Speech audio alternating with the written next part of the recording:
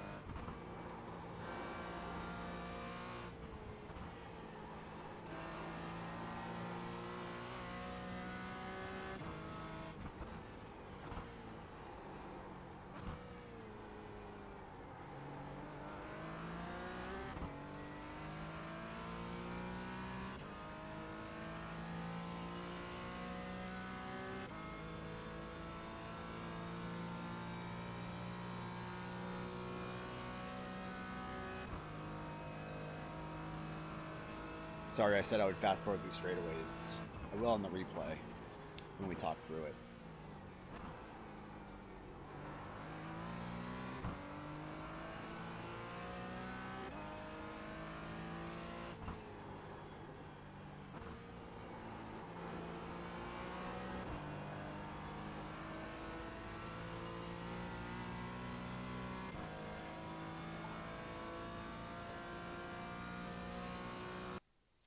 All right, since you guys saw that lap, that'll be the lap that we look at. So up here, I'm looking to brake just after the 4 marker. Maybe if the tires are warmed up and you're feeling a little spicy, you can get down to like maybe 3.5. But then you're really finishing your braking way down into the turn.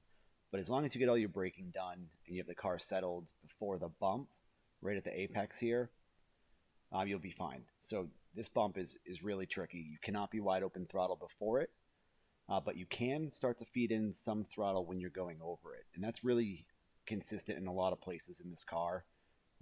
You can start to get on throttle, maybe 30, 20, 30%. I think a couple places you'll probably see like level off and then go back to it. So turn 1 would be a good example of that, where you can add a couple mph early, or kph in this case.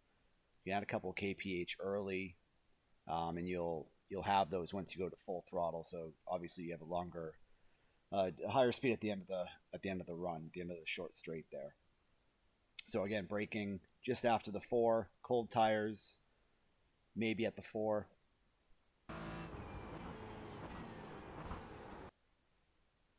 Staying pretty much mid-track until I pass this arrow.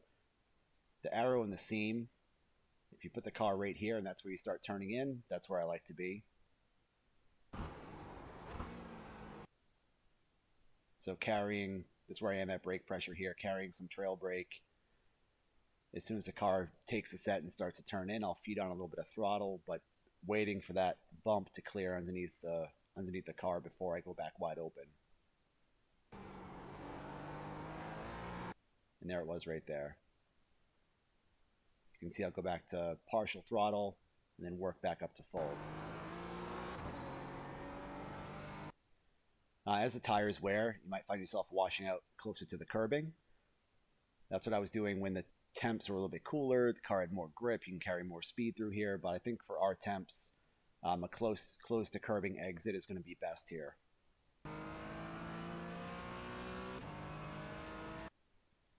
You can take this corner. You can stay flat here, but it's hard to get the car lined up.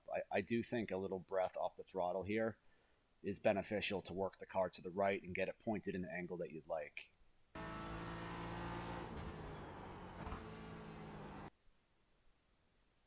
So ideally, you're catching some of this inside curbing, you're starting to feed throttle, and then as soon as you're off this curbing, you can go flat, and then on exit, you can ride up the right tires onto that curbing out there. This corner is really hard. Just focus on getting down to this curbing, you'll be okay, and you'll figure out the rest. But if you're trying to push too much speed through here, you'll just have to lift on the exit, and it's not worth it. But just focus on getting down to this curbing, even though it feels like you might not have to be fast in this corner. Because as soon as you get to that curbing, you can go wide open throttle.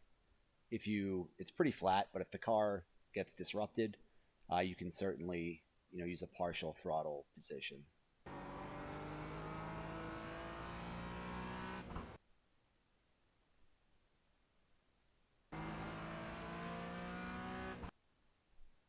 You can use these skid marks as a reference.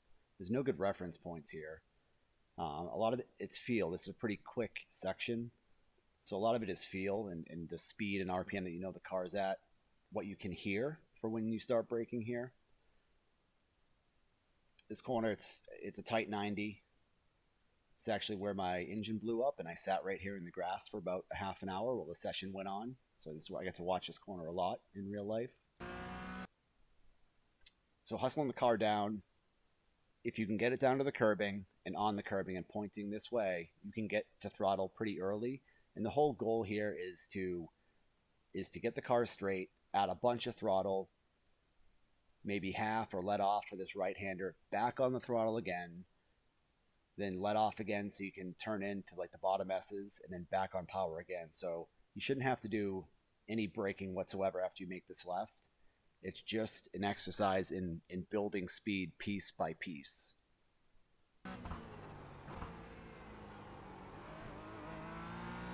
I was way up on the curbing there, and I still added throttle. As long as you don't go wide open, you can do it.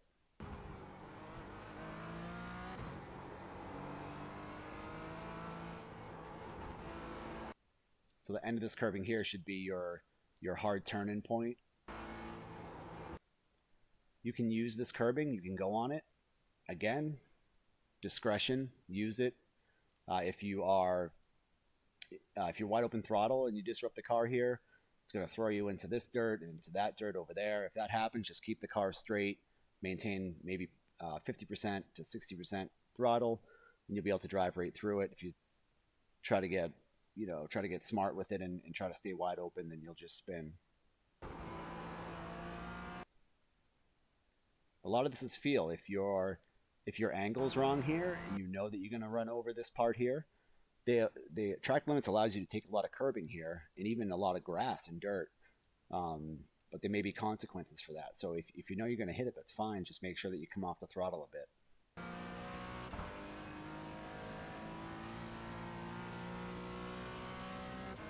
Treat as much out of a straight line as possible. Up here, I don't advise hitting this curbing. You can pretty much. Then this piece of curbing is the most dangerous one. So again, you can hit this curbing too. When the track was cooler and I was running faster laps, I could stay flat through here. I can stay flat still, but the car gets disrupted and it gets a little wonky up in this part where you're trying to get the car down to the curb to make the right. So I think it is beneficial when you get to this curbing here to use that curbing and to remove some throttle input depending on how much curbing you're taking, because the right tires will lift off the ground.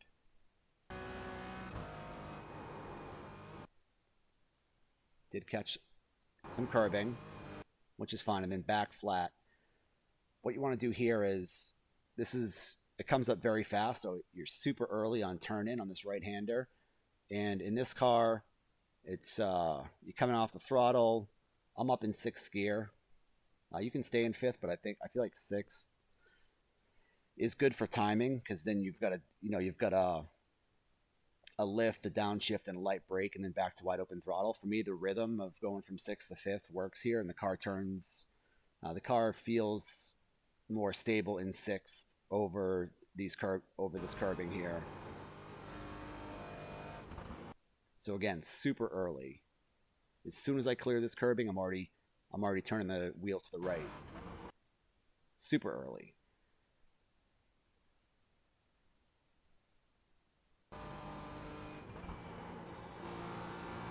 Tiny bit of brake. That's all you need. That blip and throttle's a downshift.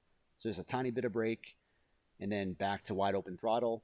If you miss this corner a little bit and you find the car washing out into mid-track, just breathe off the throttle and bring it back to the right, because you have to be on the right side for this next left-hander.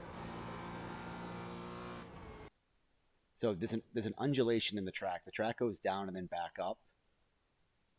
You can kind of see the crest right here. As soon as the car comes down, that's when I like to have the brakes on already. That way you can use the compression on the front to slow down the car more efficiently. You can wait a little bit longer to brake. But this corner, you're turning in and you cannot see anything. And you have to get comfortable with the fact that where you're turning looks like you're not going to make this corner. And you've already committed before you can even see the curbing for this corner. In an ideal world, an ideal lap, you will run over this inside curbing, and as you're running it over, you're back to wide open throttle. If you come through the curbing and the car is to the right of the curbing, you're going to have to breathe a lot more off the throttle to not run over the curbing, the outside curbing on the downhill.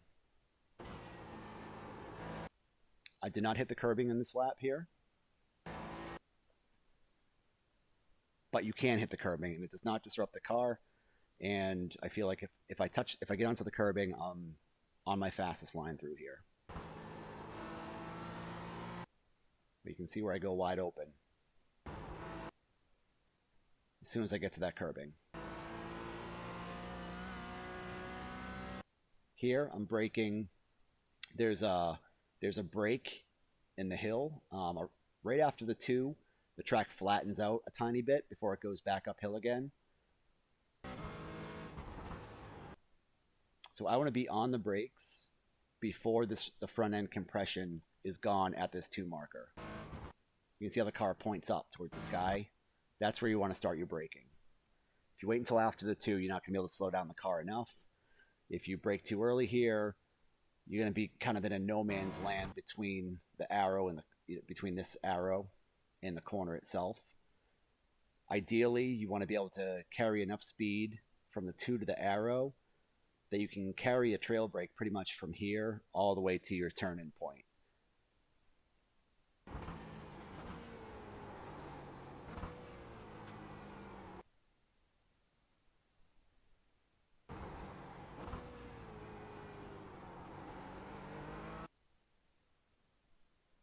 I know this corner is tricky for a lot of people, so let's look at it again.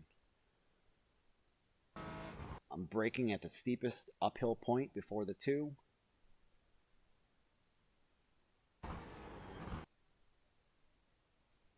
I'm feeding brake.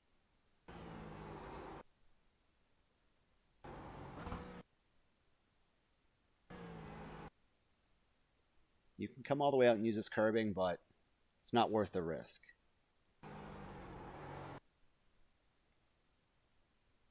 But this curbing should be your goal. You almost want to clip your mirror on this tire wall. One more time, full speed.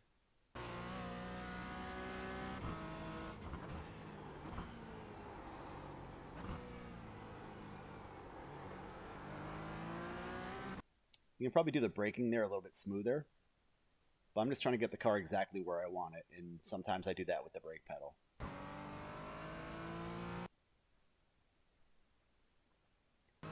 So up here, braking just after the 1 marker. The 1's a good place to start until you're really comfortable here, or just before the 1. But you can push it maybe to the to the 0.5, to right in the middle between these two. That's about as far as you can push it. And you have to be ready to carry a lot of brake once you flatten the car and you're coming back to the right. So here you're doing a huge brake uphill, and just before the crest here, you should be able to grab 3rd gear. At that point, once you get to this crest, you need to let off the brakes, let the car settle, and then you can go back to the brakes hard again. If you try to hold your brake up over that crest, you're going to get into ABS, and the car's not going to slow down as well, once it settles over the crest. So you can see off the brake there.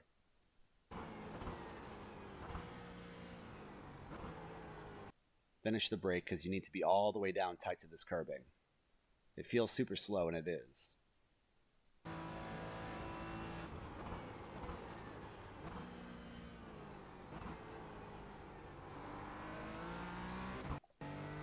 You have to find a line through here that you can get the car squared up on the right here, and you can stay flat.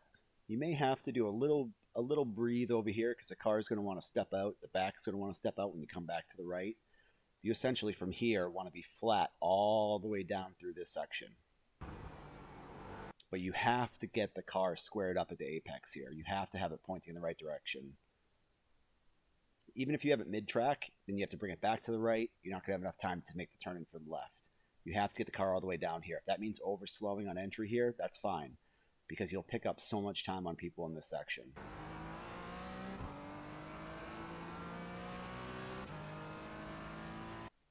No drama. I stayed completely flat there. Didn't even go all the way out to the curbing.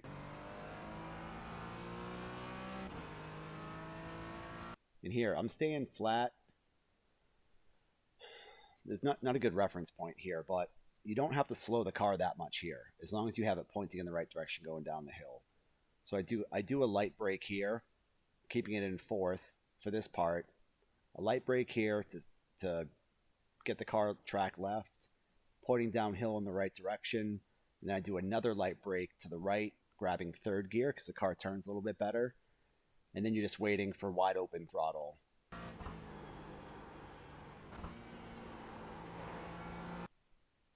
Using this curbing. Being careful not... If you go flat, wide open throttle on that curbing, the car will be disrupted a little bit, so use your discretion there.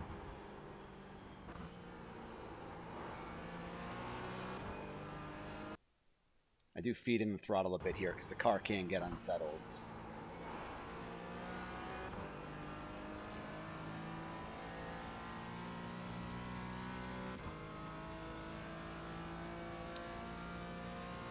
I'm just going to let the next couple of laps, we're on lap 13 now, so I did a 55.3, 55.3, 55.2. I'll let the next couple laps play through, and I'll fast forward through the straightaways.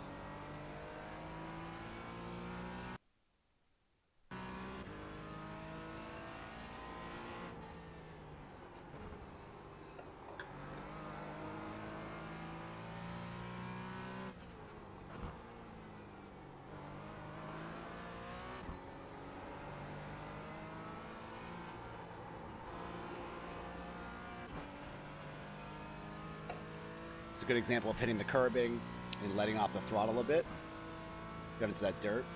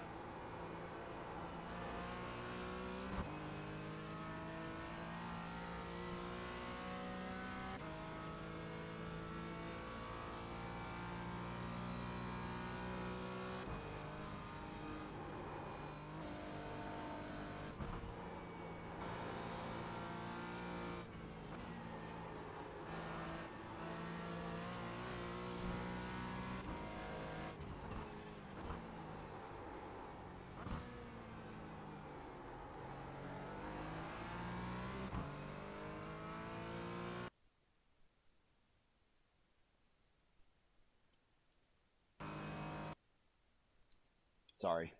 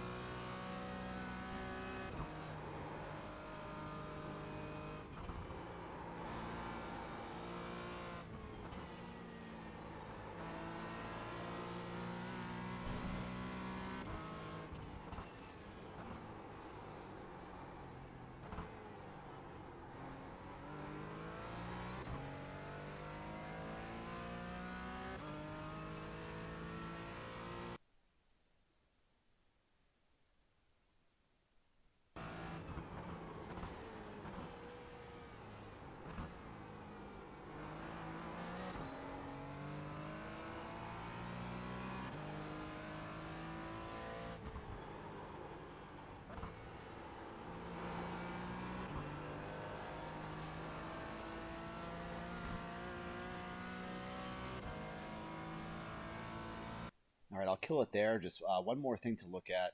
This might be a good way to think about it, and I never really thought of it like this. So I'm braking more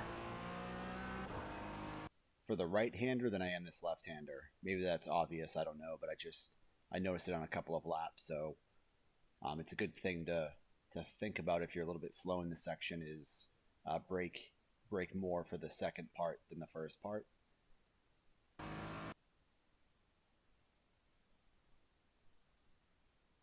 See if that's the case on a different lap. Just look real quick.